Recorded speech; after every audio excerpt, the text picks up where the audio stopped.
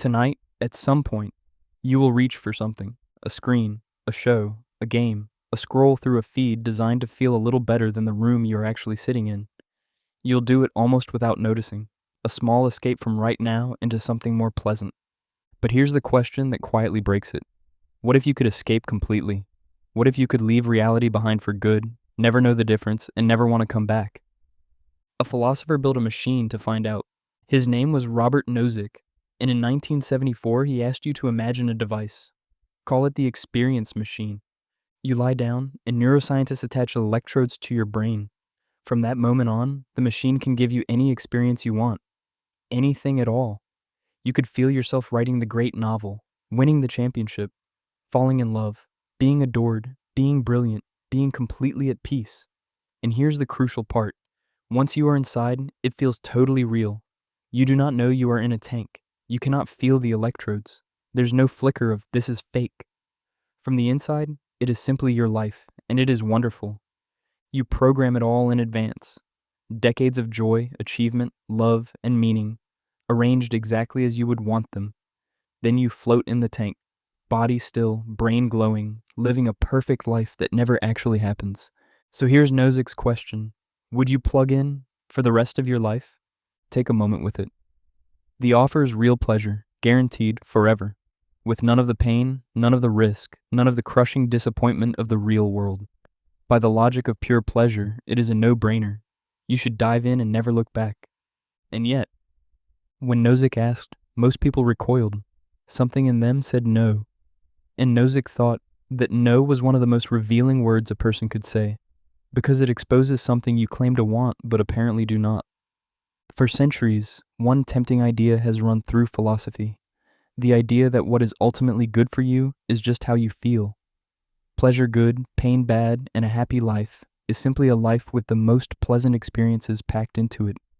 This view has a name: hedonism, and thinkers from Epicurus to Jeremy Bentham built whole systems on it. Bentham imagined morality itself as a kind of arithmetic of pleasure and pain, adding up the good feelings and subtracting the bad.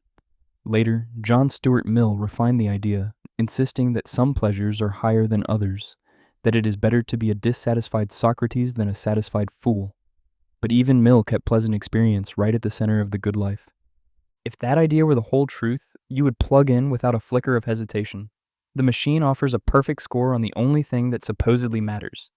But you hesitate, so maybe feeling good was never the only thing that mattered. Nozick gave 3 reasons why. First, you do not just want the experience of doing things, you want to actually do them. There's a real difference between being a person who wrote a novel and being a person floating in a tank who merely feels they did. The machine hands you the feeling and quietly deletes the doing. And the doing, it turns out, is something you care about for its own sake, not just for the warm glow it leaves behind. Second, you want to be a certain kind of person: brave, honest, kind. But a body floating in a tank is none of those things. It is not anything. It is a blank object being fed sensations. Inside the machine, there is no longer a you with a character at all, only an audience watching a show about someone who does not exist. Third, you want contact with reality itself, with a world that is deeper and realer than anything a machine could manufacture for you. Plugging in shrinks your entire universe down to a single man-made dream, however beautiful that dream might be. And something in you refuses to call a dream, no matter how lovely, the same thing as a life. Notice what all 3 reasons have in common. Each one points at something outside your own feelings. The real act, the real character, the real world. Hedonism said only the feeling matters. But the moment the machine offers you nothing but feeling, you discover you wanted the other things all along. You wanted them to be true, not merely felt. It is a powerful argument. For decades it was treated as a knockout blow against hedonism. Your refusal to plug in seemed to prove that you love truth more than you love pleasure. But then someone turned the machine around. A philosopher named Philippe de Brigard noticed something suspicious about the whole experiment and ran a version of his own. Instead of asking, "Would you plug in?" he told people to imagine they were already inside the machine. "You have been living in a simulation this entire time," he said, "and here's the exit. On the other side is your real life, which might be far worse.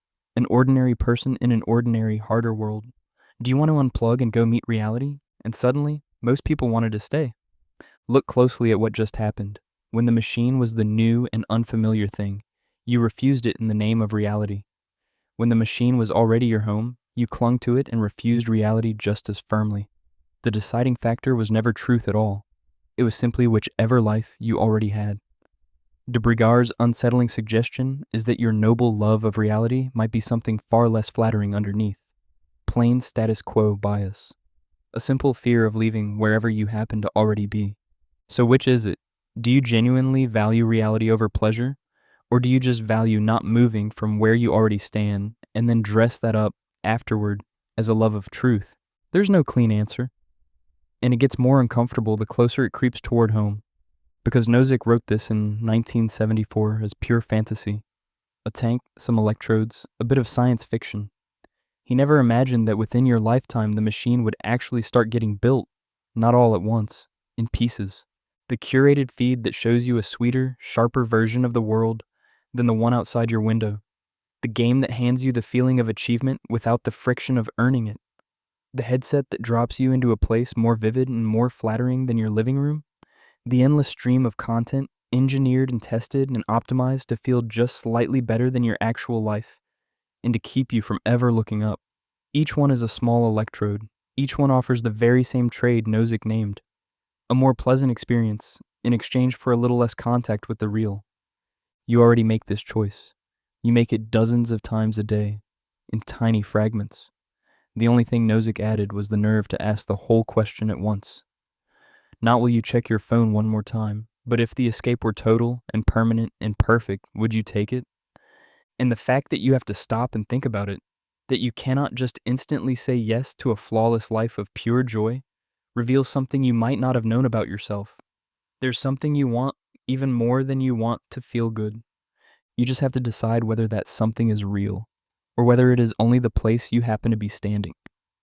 So tonight, when you reach for the screen, the show, the game, the small, sweet escape from right now, notice the size of the thing in your hand. It is a tiny door, and behind it, scaled all the way up, is the question Nozick left sitting in your lap. A perfect life that never happened, or a real one that might hurt. You turn the offer down 100 times a day in miniature, and you call it self-control. The machine only asks whether you would still turn it down on the day it finally stops being miniature and quietly offers you everything.